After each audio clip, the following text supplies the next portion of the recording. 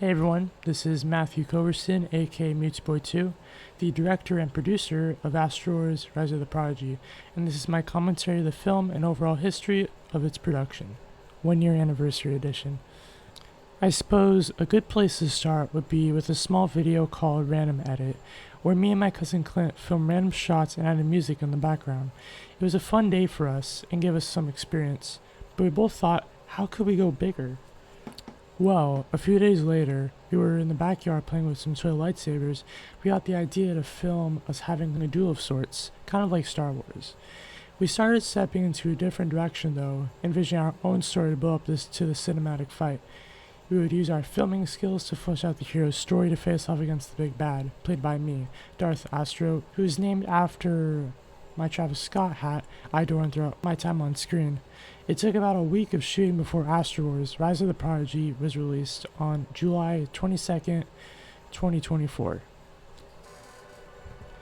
So it all starts at the farm where Ethan resides. He's walking over to the chicken coop with some food, doing his dad's dirty work after he left mysteriously. And this scene kind of sets the mood. It's a bit sad, makes you feel for the character of it, even though we just kind of met him. I can't believe Dad left me with all these parts. I hate being chicken. Then out of nowhere, the danger strikes.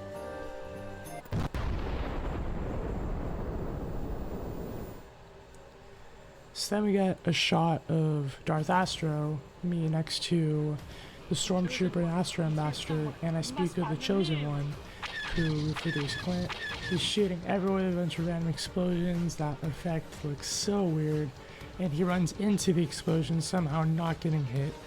If that isn't plot armor, then I don't know what is. Over there! Over there! Chasing him around the lawn. And by the way, this whole movie was shot like on the property of our house, but we kind of try to convey it like it's different locations, but pretty obvious that it's not. This shot was kind of annoying. I had to like open the gate and slowly close it, but it's fine. Surprised it didn't trip while doing this like first take. For some reason the music does glitch out sometimes, like here it does get a bit louder. I should have fixed that, but I didn't. Are those berries falling from the sky? And this part was funny. I was off screen dropping the berries one by one, but they all like landed in his ear for some reason. It was just funny.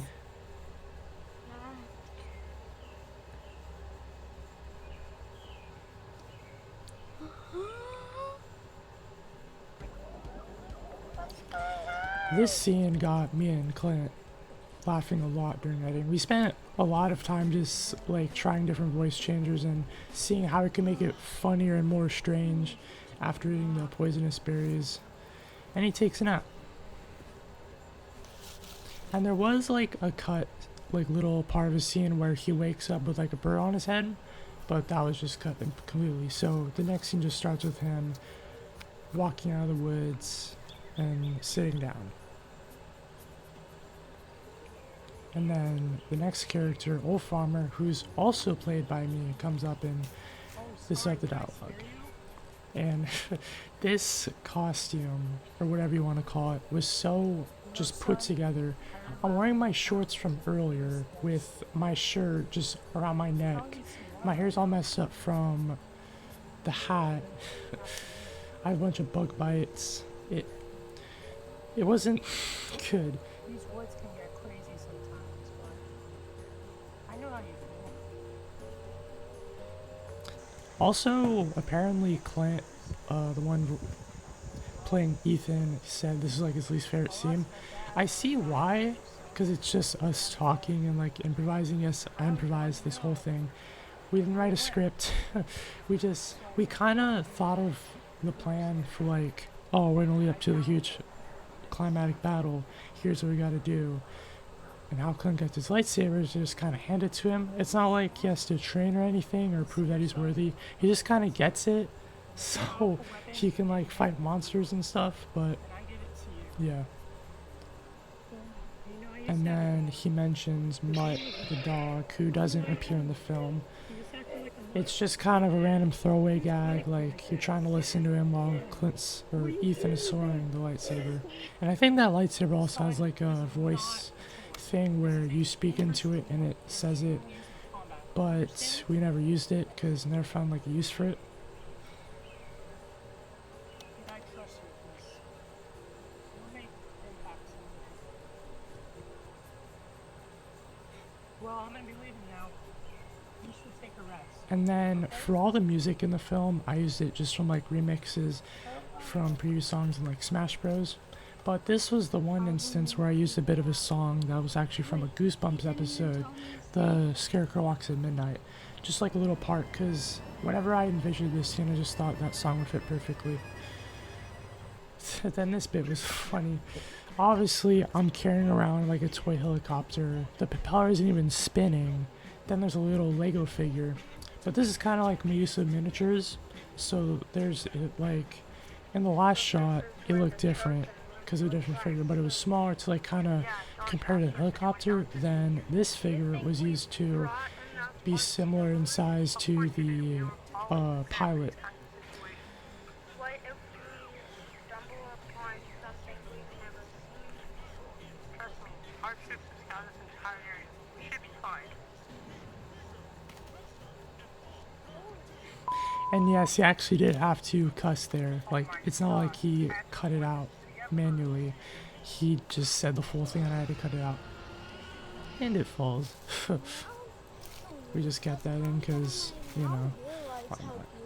Then this is another use of, not exactly miniatures, but just kind of size illusion. So that's supposed to be the stormtrooper who was knocked into the tree earlier, but is compared to Ethan, so it's not like it's a tiny figure.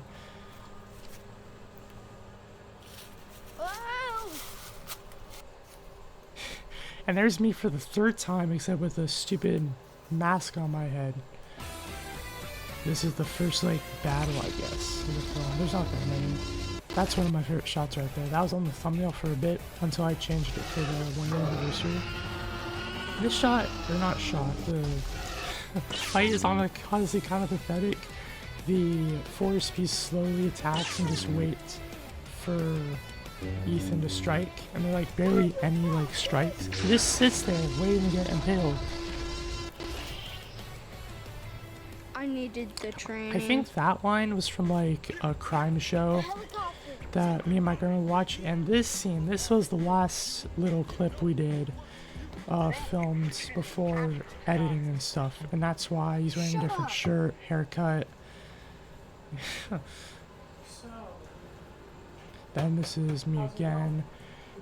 Clint had more wardrobe changes, like obviously the haircut and then different clothes. I tried to stay consistent because like I was wearing the green shirt in the first scene, this black shirt in the control room, and then later I'll be wearing a Pac-Man shirt. But I kind of stuck to like the same outfit. It's not like it's too big of a deal.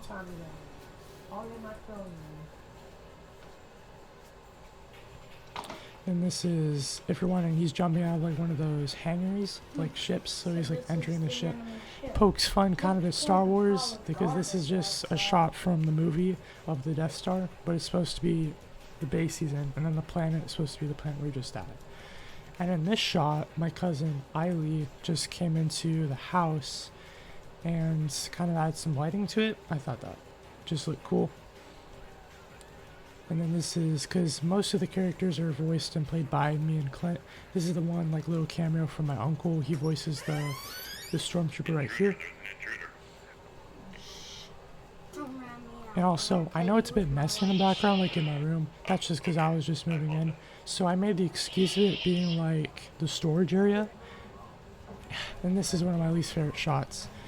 It doesn't look that good. The lighting is bad, and you just hear like this cartoon in the background. It's not that good. But this one's much better, where he's climbing through a vent, and then there's lighting. He's like coming towards the camera. There's a couple shots. There's not too many shots I dislike that much. That was the first one where he was going down the stairs that kind of I wish I could have reshoot, but it's fine. Gee, why do you think the Emperor's always in his throne room so much? He's probably too busy about his plan to conquer the galaxy. That little line there from the stormtrooper, Clint did say that a bit wrong, but you can like barely notice it. And then this shot, It's time. it's so dumb, but I just like, come on. And for some reason his lightsaber is purple. It looks that way. And this like little camera movement thing where it spins, that just looks dumb. Why not just spin it around so you can see the space in The chosen between one. Ethan and What's your Darth actual Astro? name? Ethan. What a stupid name. And that's the only time his name is ever mentioned, and he gets insulted for it. But this is the climatic fight we were all waiting up to, Ethan Skywalker versus Darth Astro. And then he has a haircut, different shirt. Because we shot this like the next day, I think, or afterwards. And this was mostly shot by my uncle, because obviously you can't, we're on the trampoline, you can't just have a statue like holding the camera for us. Foolish. Have you looked And at then this yourself line, lately? I'll slide just like I slide your father. I mean, I get humiliated because I get like one shot, but it's iconic.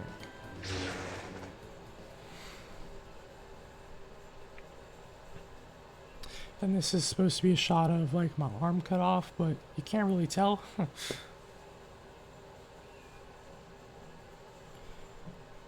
This is why So this is his attempt to like Oh my god. one I last got shot it to out. kill Ethan, but obviously it doesn't work. Him going through the base is kind of like a maze, so he'll be going through different routes he didn't go before.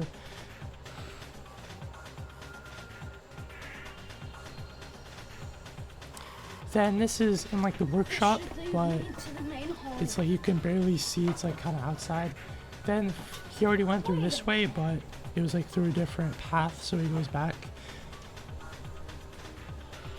Don't know why I didn't add the lightsaber sound effect. I used like 3, I could have just plopped one there.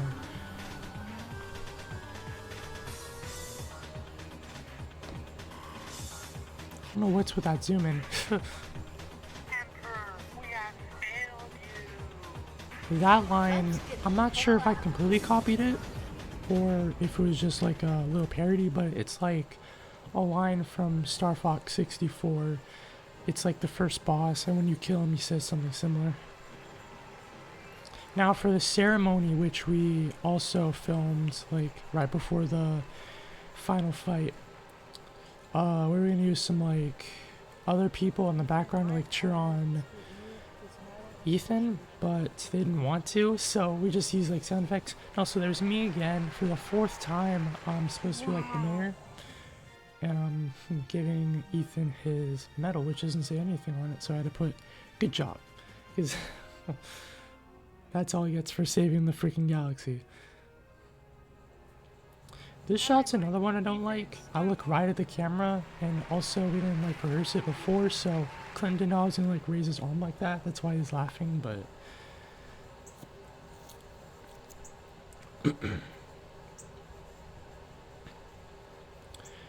final shot right here. Father, I will avenge you. Mom. It's a nice line to close out the movie, but not really the shot. It's just kind of weird. I zoom into a dragonfly, and I just kind of pan over to the trees for some reason. Like, why not a sunset and like fade it out from there? But no, just what? That like fade out effect or fade in. So when I was editing it, I used like the fade in or fade out effect and not the transition. So that's why there's that weird like blurry thing. I'm not sure why that's even a part of it. You couldn't get rid of it. It was like you can shorten it or extend it, but it wouldn't get rid of that little issue there. I'm not sure if that's intentional or not, but oh yeah, and also that stormtrooper figure. It was so me, Clint, Uncle Eric, we all filmed it or shot it, but so did the stormtrooper. So when it would be like shots with multiple people, they'd usually like be still. They're voiced by that, and sometimes we have to like hold it up by a stand, which was kind of annoying. And yep, there's some bloopers. You're good? Some of them are just like Clint, you're good. this one is just Clint not knowing when to go out correctly. Which is kind of funny. This one was my uncle was like revving his motorcycle, and just as we were about to shoot, I say action, and we have to redo, which is funny.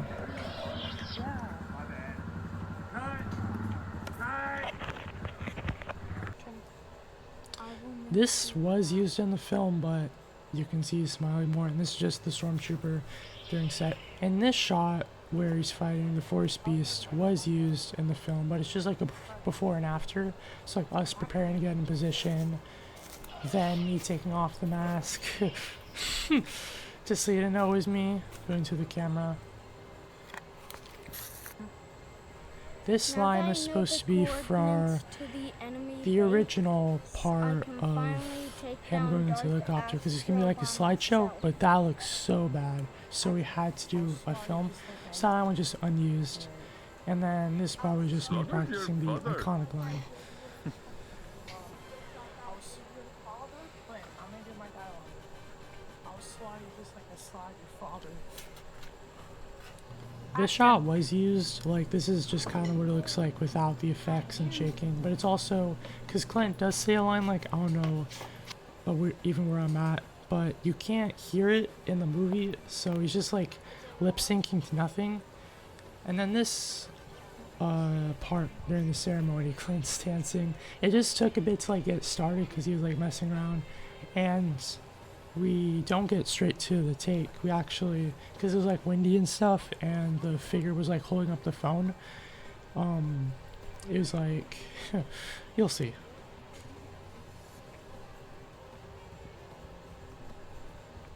And then as soon as I come into frame, it falls, and I have to set up again.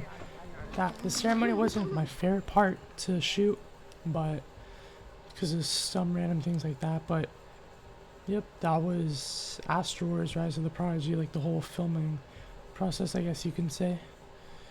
So before wrapping this celebration up, I think it would be fun to bring up some questions and theories from the fans, starting with, are Old Farmer and Darth Astro the same person? That would make sense as they look alike, along with being very skilled in fighting and were big influences on Clint's character Ethan, but no, that would be ludicrous. They're all separate characters in the story. Secondly, who is Mutt? Well, he was briefly mentioned as a lost pet of the Old Farmer, which I mentioned. Ethan never gets to meet Mutt and is only ever heard about. He's also unsure whether Mutt is a normal dog, like one on Earth, or an alien with canine attributes. Alright, next question. What do the lightsaber colors represent in Astrowars? Well, there's blue, which is used by a farmer, then passed down to Ethan, which represents strength, diligence, and destiny, which our protagonist fulfills. And then the second one is red, which represents anger, power, and misfortune, as Darth Astro delivers. And something you might have all been wondering is, what happened to the chickens? Well, don't worry, they are okay. When peace is restored to the galaxy, so is the group of chickens at the farm. And then, final question, is Astrowars 2 even real? That I cannot disclose. Whether it's happening or releasing is classified, but the possibility to expand this world isn't unlikely. And yep, that's all from me. I hope you enjoyed this commentary on the milestone for project, and I hope to keep delivering more quality from this channel in the future. Bye.